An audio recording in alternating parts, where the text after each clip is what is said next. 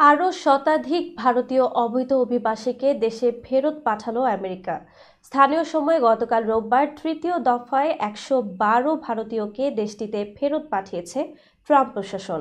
ভারতীয় সংবাদ মাধ্যম এনডিটিভির প্রতিবেদনে এ তথ্য জানা গেছে। প্রতিবেদনে বলা হয়, রোববার রাতে আমেরিকা থেকে উড়োজাহাজে করে ভারতে ফেরত পাঠানো হয়েছে ১১২ জন ভারতীয় অবৈধ অভিবাসীকে।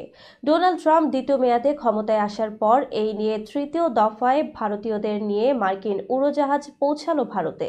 রোববার রাত ১০টা নাগাদ পাঞ্জাবের অমৃতসরে পৌঁছায় উড়োজাহাজটি।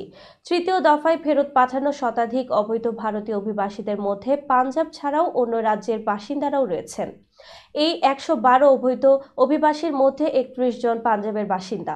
হরিয়ানা থেকে রয়েছেন ৪৪ জন, এছাড়া গুজরাটের ৩৩ জন, উত্তরপ্রদেশের ২ জন, হিমাচল প্রদেশের ১ জন এবং উত্তরাখণ্ডের ১ জন।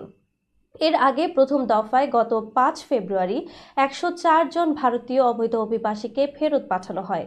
সামরিক বিমানে করে এসব অভিবাসীদের হাতকড়া পরিয়ে পাঠানো হয়েছিল। আর গত শনিবার দ্বিতীয় দফায় ১১৯ ভারতীয়কে ফেরত পাঠানো হয়।